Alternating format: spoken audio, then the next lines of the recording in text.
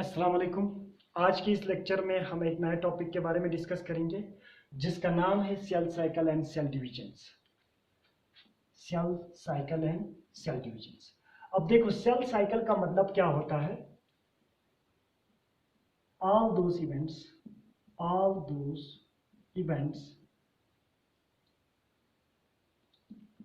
for example, cell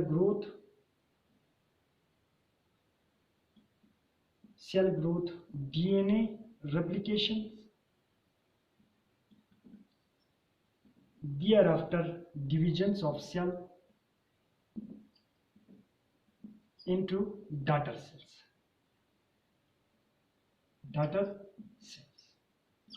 is called cell cycle। इसको समझने के लिए यहाँ पे देखो, एक सेल है जो डिप्लॉयड इन नेचर है, जो डिवाइड करते हैं माइटोटिकली। क्या करते हैं? डिवाइड करते हैं माइटोटिकली। और ये डटर सेल्स फर्दर क्या करते हैं? माइटोटिकली डिवाइड करते हैं। और ये भी क्या करते हैं? माइटोटिकली डिवाइड करते हैं। ये पेरेंट सेल है और ये डटर सेल्स है। अब ये डटर सेल्स बना है इस पेरेंट सेल से by the divisions of cells through mitosis.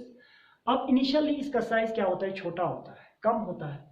इसीलिए इस सेल को सबसे पहले ग्रोथ होना पड़ता है और इसमें के अंदर जो जेनेटिक जो मटेरियल होता है, उस जेनेटिक मटेरियल का डुप्लीकेट कॉपी बनाना पड़ता है, जिसको हम क्या कहते हैं? रेप्लिकेशंस।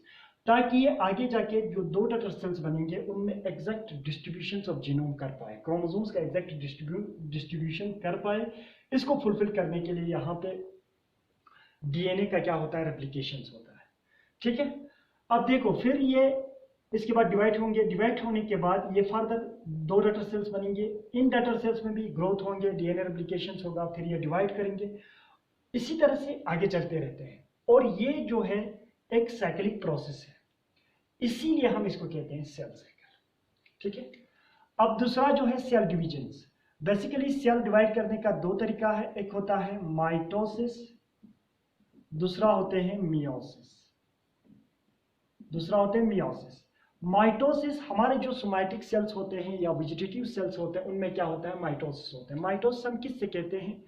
एक पेरेंट सेल से दो डटर सेल्स बनते हैं और वो डटर सेल जो होता है जेनेटिकली एंड मॉर्फोलॉजिकली आइडेंटिकल होता है उस पेरेंट सेल के साथ। और जो मियोसिस होते हैं हमारे जर्म सेल्स में, या जिनको हम सेक्स सेल्स कहते हैं, उनके अंदर क्या होता है? मियोसिस होता है। मियोसिस की वजह से जो डटर सेल्स बनते हैं वो जेनेटिकली एंड मॉर्फोलॉजिकली आइडेंटिकल नहीं होता है पेरेंट सेल के साथ। और तीसरा तरीका भी है सेल डिवाइड करने का, जिसको कहते हैं एमाइटोसिस। लेकिन ये कॉमन तरीका नहीं है सेल डिवाइड करने का। ठीक है। अब इसके बाद देखो, phases in cell cycle. Basically cell cycle में दो मेन फेज होता है, एक होता है इंटरफेज, दूसरा होता है एमफेज। इंटरफेज को हम रेस्टिंग फेज भी कहा जाता है। इंटरफेज में सेल ग्रोथ करते हैं और उन मॉलिक्यूल्स का सिंथेसिस करते हैं जो at the time of cell divisions में क्या होता है? यूज होता है।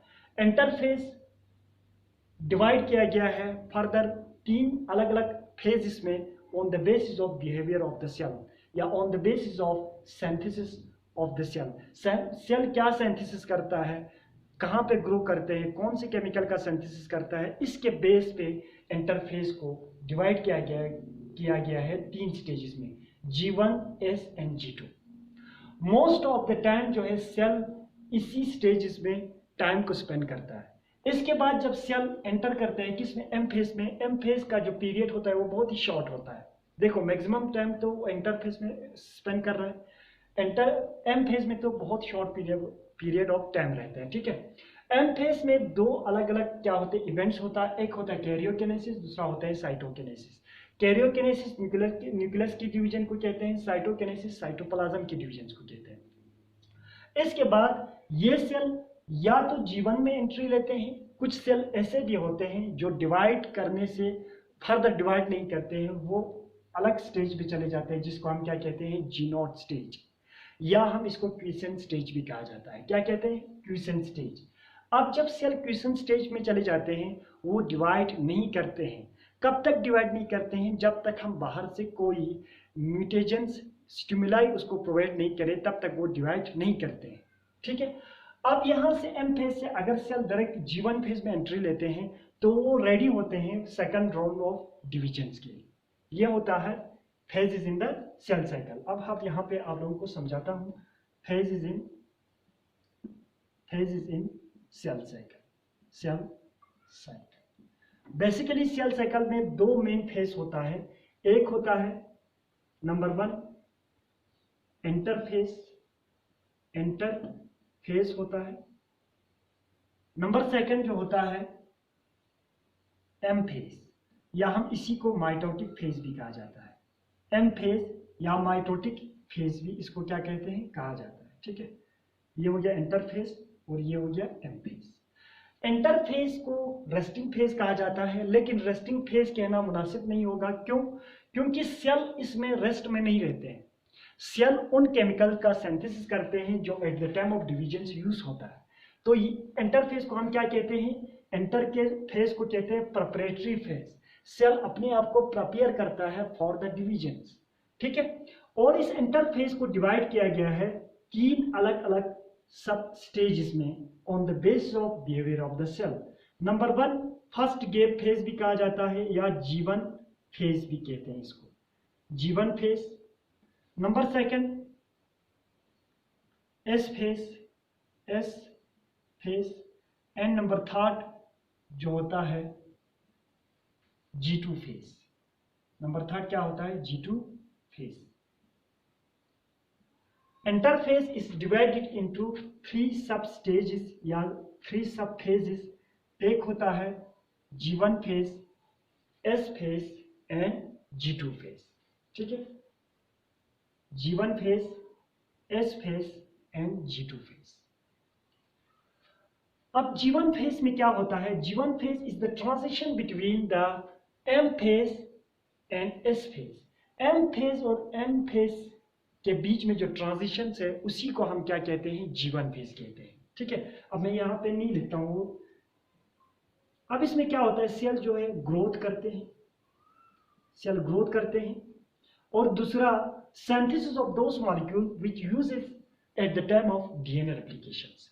तो यहाँ पे पार्टिकुलरली क्या होता है, डीएनए पॉलीमरेज जो एंजाइम है, पॉलीमरेज एंजाइम है, वो यूज होता है for the synthesis of DNA molecules. उसका यहाँ पे क्या किया जाता है, सिंथेसिस किया जाता है. ठीक है, इसके बाद एस फेज को हम सिंथेटिक फेज भी कहा जाता है. ठीक है, सिंथेसिस फेज भी कहा जाता है एस फेज को. इसमें क्या होता है, 2 मोस्ट इंपॉर्टेंट इवेंट्स होता है. नंबर 1 डीएनए रेप्लिकेशंस होता है, डीएनए रेप्लिकेशंस होता है. नंबर 2 यहाँ पे क्या होता है, in case of animal cell जो सेंट्रियोल होता है